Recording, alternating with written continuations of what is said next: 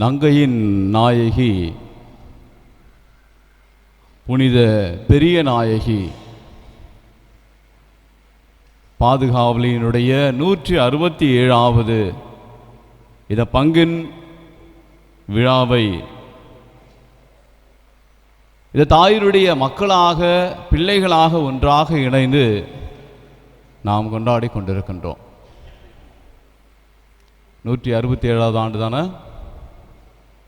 எத்தனையாவது ஆண்டு? 167வது ஆண்டு. முதலாவதாக பங்கு தந்தைக்கு ஒரு நன்றியை தெரிவிக்க வேண்டும். இத்தகைய ஒரு பாரம்பரியமிக்க 167 ஆண்டுகள் ஒரு பாரம்பரியமான இந்த பங்கினுடைய ஆண்டின் பெருவிழா திருப்பலியை நிறைவேற்றுவதற்காக எனக்கு ஒரு வாய்ப்பை கொடுத்திருக்கிறார். இன்னைக்கு தானே திருவிழா திருப்பலி? இன்னைக்கு தானே ஃபாதர்? என்னடா அது இன்னும் திருவிழா திருப்பலியே வரல, அது நவநாள் தான் போயிட்டு இருக்குது. அன்றைக்குள்ளே இந்த உங்களுடைய இந்த விழா கொண்டாட்டங்களை பார்க்கிற போது இன்றுதான் திருவிழா திருப்பலியோ என்று நினைக்கின்ற அளவிற்கு எல்லாருமாக ஒன்றாக சேர்ந்து செய்வதை பார்க்க பிரமிப்பாக இருக்கிறது, ஆச்சரியமாக இருக்கிறது. ஏன்னால் மற்ற பங்குகளிலே பார்க்கிற போது திருவிழா திருப்பலி தான் இப்படிப்பட்ட ஏற்பாடுகளோடு ஆடம்பரத்தோடு உற்சாகத்தோடு இருக்கும். எனவே இதை பார்க்கிற போது இன்றுதான் திருவிழா திருப்பலி, எனவே நமக்கு திருவிழா திருப்பலி தான் நாம் நிறைவேற்றி கொண்டிருக்கிறோம் என்கிற ஒரு மனநிலை, ஒரு மகிழ்ச்சி. எல்லாருமாக ஒன்றாக சேர்ந்து பிள்ளைகளுக்கென்று தனி ஒரு அவளுக்கென்று ஒரு சீருடை, இன்றைய நாளில் சிறப்பிக்கின்றவர்களுக்கென்று ஒரு சீருடை, மிக அழகாக நாம் அன்னையினுடைய இந்த நவநாளை நாம் அனுசரிக்கின்றோம், வணக்கம் செலுத்துகின்றோம், கொண்டாடுகின்றோம். அன்பிற்குரியவர்களே, நம்முடைய முன்னோர்கள் இந்த விழாக்களை எதற்காக ஏற்பாடு செய்தார்கள், எதற்காக இதை நாம் கொண்டாடுகிறோம் என்று பார்க்கிற போது நமக்குள்ளாக ஒரு ஒற்றுமையை உருவாக்குவதற்காக. சில பேர் பல நாட்களாக பல ஆண்டுகளாக பேசாமல் இருக்கிறவர்கள் கூட இந்த விழா என்று வருகிற போது ஏதாவது ஒன்று அவசரத்துக்கு ஒன்று எடுக்க வேண்டிய ஒரு சூழ்நிலை இருக்கும். அதை எடுக்கணும் அப்படின்னா அவசரத்துக்கு என்ன பண்ணுவாங்க, வேறு யாரும் இருக்க மாட்டாங்க, திடீர்னு அவசரத்துக்கு என்ன பண்ணுவாங்க, அதை எடு அப்படின்னுடுவாங்க. வேறு வழி இல்லை, அவங்களும் என்ன பண்ணுவாங்க, ஒரு முறைச்சிக்கிட்டே இந்தா அப்படி எடுத்து கொடுப்பாங்க. இப்போ கூட பார்க்கும்போது எல்லாத்துக்கும் சந்தனம் வச்சுட்டே வந்தாங்க. ஒரு அம்மா ஒரு பாப்பாவுக்கு சந்தனம் வைக்கும்போது மூஞ்சி திருப்பி வச்சது, எனக்கு வேணாம்னு வலுக்கட்டாயமாக பிடிச்சி அந்த அம்மா என்ன பண்ணாங்க, சந்தனத்தை வச்சு விட்டாங்க. இது நமக்குள்ளாக ஒரு ஒற்றுமை உருவாக்குவதற்காக. 2 கையிலையும் அந்த கும்பாரத்தி சொம்பு எடுத்துகிட்டு வருவாங்க. எடுத்துகிட்டு வரும்போது இன்னொரு பொருளை எடுக்க வேண்டிய ஒரு சூழ்நிலை வரும். என்ன பண்ணுவாங்க, உடனே அங்கே அவசரத்துக்கு பார்த்தா யார்கிட்ட பல மாதமாக பேசாமல் இருக்கிறோம் அந்த அம்மா தான் அங்கே இருக்கும். ஆனால் அந்த நேரத்தில் அவசரத்தில் அந்த நிமிஷம் விட்டால் பண்ண முடியாது. உடனே என்ன பண்ணுவாங்க, பேரை கூட சொல்ல மாட்டாங்க, அதை கொஞ்சம் எடு அப்படின்னுவாங்க. உடனே அவங்க எடுத்து கொடுப்பாங்க. அவங்களுக்குள்ளாக ஒரு உறவை உருவாக்குவதற்கான ஒரு தருணமாக இந்த விழா நாட்கள் இருக்கிறது. பெரியவர்களுக்கும் அப்படிதான் தேருக்கான தயாரிப்புகள் செய்து கொண்டிருக்கிற போது எல்லாரும் ஒன்றாக சேர்க்கிற போது அது ஒன்றாக இணைப்பதற்கான ஒரு வாய்ப்பாக இருக்கிறது. அதே சமயத்தில் இவ்வாறு கொண்டாட்டங்கள் வருகிற போது அதையே தனக்குத்தான் முதல் மரியாதை அல்லது தனக்குத்தான் கௌரவம், தான் முதலில் வெளியில் தெரிய வேண்டும் என்பதற்காக அது சண்டை சச்சரவுகளும் வரக்கூடிய ஒரு சூழ்நிலையும் மாறுவதாக இருப்பதை பார்க்கிறோம். ஆனால் அவ்வாறின்றி நாம் எல்லோரும் ஒன்றாக இணைந்து இந்த நாளை கொண்டாட மிக மிக மகிழ்ச்சியானதாக இருக்கிறது.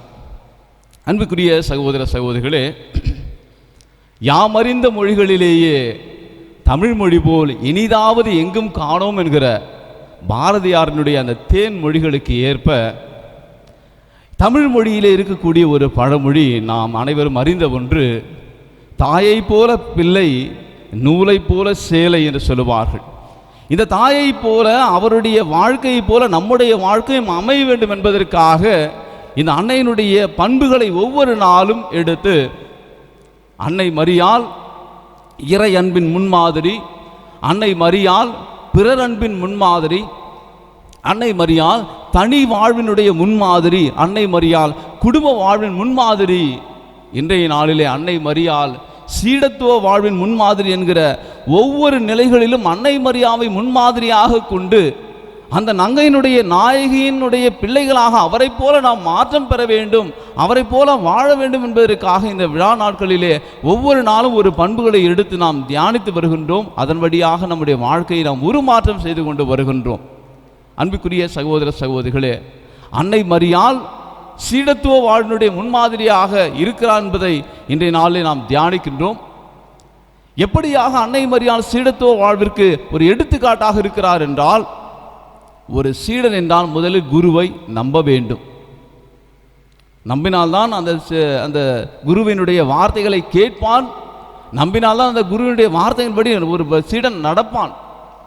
அன்னை மரியாள் ஒரு சீடத்தியாக கடவுளுடைய வார்த்தை வந்தபோது, அருள்மிக பெற்ற மரியே வாழ்க, ஆண்டவர் உடன் இருக்கிறார், இதோ என்னுடைய திட்டம் இப்படியாகத்தான் மனுக்குலத்தை மீட்பதற்காக உங்களைப் போல மனிதராக பிறக்கப் போகிறார், என்னுடைய மகனை அனுப்பப் போகிறேன் என்று சொன்னபோது அன்னை மரியாள் அந்த வார்த்தையை முதலில் கேட்டார்.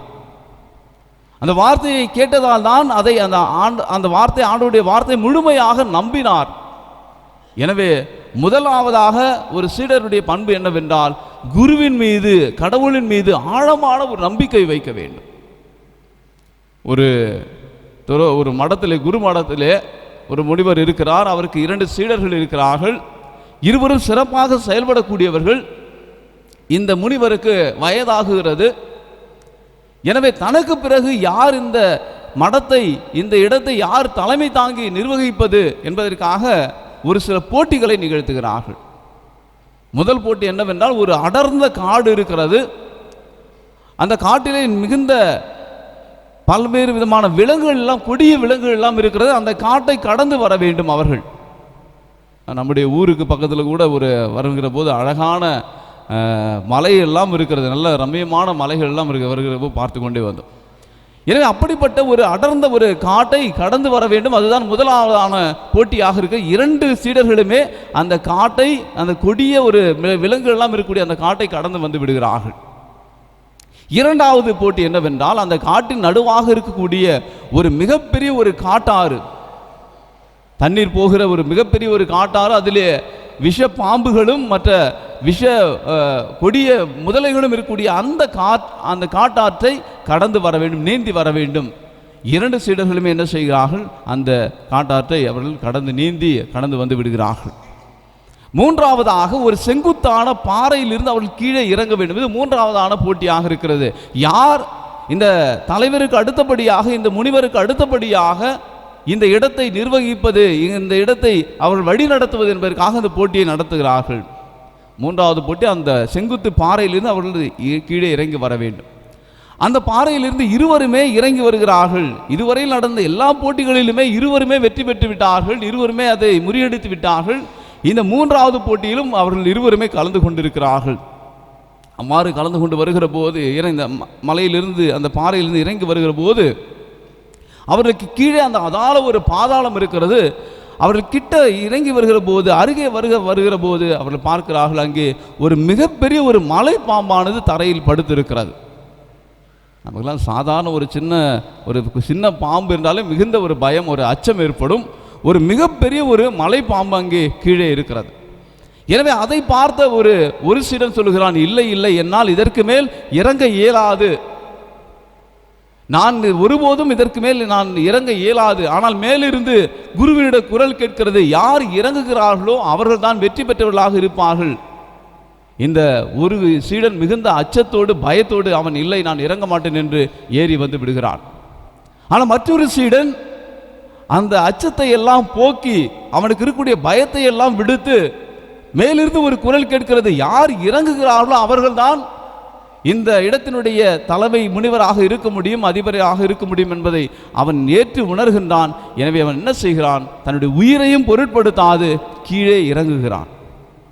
பிரியமான சகோதர சகோதரிகளே, கீழே இறங்கிய போதுதான் அது தெரிகிறது, இந்த போட்டிக்காகவே அது தயாரித்து வைக்கப்பட்ட, செய்யப்பட்ட ஒரு உருவகமான, ஒரு உயிரற்ற ஒரு மலை பாம்பாக இருக்கிறது. உண்மையான அது பாம்பல்ல, மாறாக இந்த போட்டிக்காக தயார் செய்து வைக்கப்பட்ட ஒரு உயிரற்ற ஒரு மலை பாம்பாக அது இருக்கிறது. எனவே அந்த சீடருடைய, அந்த தலைவருடைய, முனிவருடைய வார்த்தையை கேட்டு தன்னுடைய உயிரையும் பொருட்படுத்தாது கீழே இறங்கிய அந்த சீடன் தான் அவருக்கு அடுத்தபடியாக அந்த மடத்தை நிறுவுவதற்காக அவன் தேர்ந்தெடுக்கப்படுகிறான். அன்றிலிருந்து அந்த மடத்தை அவன் வழி நடத்துகிறான்.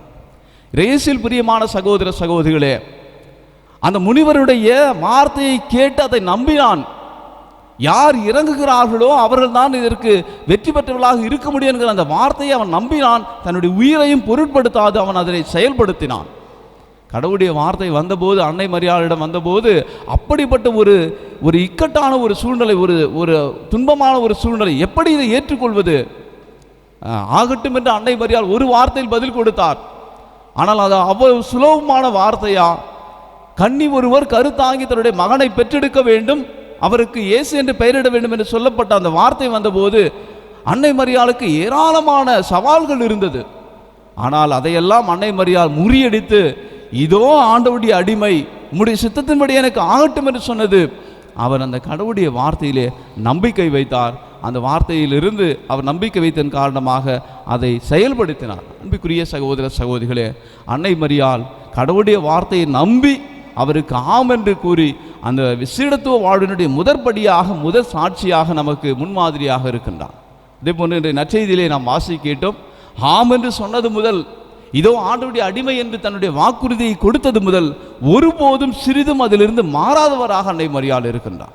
அன்பார்ந்த சகோதர சகோதரிகளே, சிலுவையினுடைய அடியில் வருகின்ற வரையிலே அவரோடு இருந்த சீடர்கள் யாரும் இல்லை, அவரோடு உண்டு குடித்தவர்கள் யாரும் இல்லை, அவரிடமிருந்து அற்புதங்களை எல்லாம் பெற்றுக்கொண்டவர்கள் யாரும் இல்லை, பல்லாயிரக்கணக்கான மக்களுக்கு உணவு கொடுத்தாரே அந்த மக்கள் யாரும் இல்லை. 4 நபர்கள் இருக்கிறார்கள்.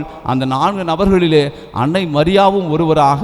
எவ்வாறு ஒரு குருவினுடைய பாதத்தில் அமர்கின்ற ஒரு சீடரை போல சிலுவை என்கிற அந்த அரியணையில் தன்னுடைய மகன் இருக்கிற போது அந்த பாதத்திலே அமர்ந்து அங்கே சீடத்தியாக அன்னை மரியாள் நிற்பதை நாம் பார்க்கிறோம். அன்பார்ந்த சகோதர சகோதரிகளே, அன்னை மரியாள் ஒரு சீடர் எப்படிப்பட்டவராக இருக்க வேண்டும் என்பதற்கு மிக சிறந்த ஒரு உதாரணமாக, முன்மாதிரியாக இருக்கின்றார். இந்திய அந்த தத்துவியலில் சொல்லுவார்கள், 3 நிலைகளை சொல்லுவார்கள். ஒரு சீடர் என்றால் 3 நிலைகளை கடந்து வர வேண்டும். முதலாவது சிரவணா என்று சொல்லுவார்கள். சிரவணா என்றால் ஒரு குருவினுடைய சொல்லை கேட்பவராக இருக்க வேண்டும். ஒரு சீடர் முதலில் குருவினுடைய சொல்லை கேட்பவராக இருக்க வேண்டும். அன்னை மரியாள் கடவுளுடைய வார்த்தையை கேட்டார். அந்த வார்த்தை வந்தபோது அதை ஏற்றுக்கொண்டார். ஒரு சீடன் என்பவர் கடவுளுடைய வார்த்தையை, சிரவணம் என்பது கேட்டல் என்பதை குறிக்கும். எனவே ஒரு சீடன் என்பவர் முதலில் கடவுளுடைய வார்த்தையை, குருவுடைய வார்த்தையை கேட்பவனாக இருக்க வேண்டும். இரண்டாவது நிலை மனனா என்று சொல்வார்கள். சிரவணா, மனனா. மனனா என்றால் அந்த வார்த்தைகளை, தான் கேட்ட வார்த்தைகளை அந்த சீடன் தன்னுடைய உள்ளத்திலே இருத்தி சிந்திக்க வேண்டும். வெறும் கேட்பது அல்ல, அதை மறந்து விடுவதல்ல, மாறாக தான் கேட்கின்ற அந்த வார்த்தையை தன்னுடைய மனதின் ஆழத்திலே இருத்த வேண்டும், அதை சிந்திக்க வேண்டும். அன்னை மரியாளை குறித்து நாம் சிந்திக்கிற போது, வாசிக்கிற போது விவிலியத்திலே இந்த நிகழ்ச்சிகளை எல்லாம் அவர் தன்னுடைய மனதிலே இருத்தி சிந்தித்து கொண்டிருந்தார். இயேசுனுடைய குழந்தை பிறப்பு வருகிற போது பல சவால்களை சந்திக்கிறார், பல துன்பங்களை சந்திக்கிறார்கள். ஆனால் இருப்பினும் கூட அந்த சமயத்திலும் கூட அன்னை மரியாள் கடவுளுடைய சித்தம் எதுவாக இருக்கிறது, கடவுளுடைய திட்டம் எதுவாக இருக்கிறது, அவருடைய விருப்பம் எதுவாக இருக்கிறது என்பது எல்லாம் அன்னை மரியாள் அந்த நிகழ்வுகளை எல்லாம் அவர் தன்னுடைய மனதின் ஆழத்திலே வைத்து சிந்தித்து கொண்டிருக்கிறார். ஒரு சீடத்தையாக இரண்டாவது நிலை மனனம் செய்ய வேண்டும். மனனம் என்றால் அந்த வார்த்தைகளை தன்னுடைய இதயத்தின் ஆழத்தில் வைத்து சிந்திக்க வேண்டும். அன்னை மரியாள் இரண்டாவது நிலையிலும் சீடத்தியாக இருக்கின்றார். மூன்றாவது நிலையில் ஒரு சீடர் என்பவர் நிதித்தியாசனா என்று சொல்வார்கள். சிரவணா, மனனா, நிதித்தியாசனா. வார்த்தையை கேட்க வேண்டும், அதை தன்னுடைய மனதில் இருத்தி சிந்திக்க வேண்டும். மூன்றாவது நிலையிலே அதை இன்னும் ஆழமாக சிந்தித்து செயல்படுத்த வேண்டும். அன்னை மரியாள் கடவுளுடைய வார்த்தை வந்தபோது அதை கேட்ட பிறகு உடனடியாக தன்னுடைய உறவினரை சந்திக்க ஓடுகிறார். உடனடியாக அந்த இதோ ஆண்டவருடைய அடிமை என்று சொன்னது மட்டுமல்ல, மாறாக அவர் சொன்ன அந்த வாக்குறுதியை, கடவுளுடைய திட்டத்தை ஏற்றுக்கொண்டதை தன்னுடைய வாழ்க்கையிலே அந்த நிமிடத்திலிருந்து செயல்படுத்த துவங்குகிறார்.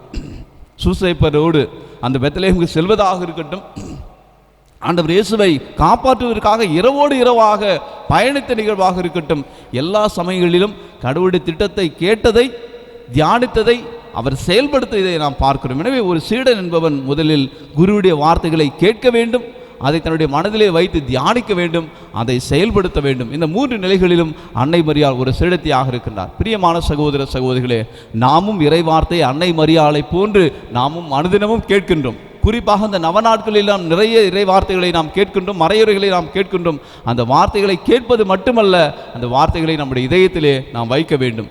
அந்த வார்த்தைகளை இதயத்தில் வைத்து நாம் சிந்திக்க வேண்டும். இறை வார்த்தை என்னை எப்படிப்பட்ட ஒரு வாழ்க்கைக்கு அழைக்கிறது, அன்னை மரியாள் இறைவார்த்தை கேட்டவர் மட்டுமல்ல, அந்த வார்த்தையை இதயத்தில் வைத்து சிந்தித்தவர், அதை செயல்படுத்தியவர்.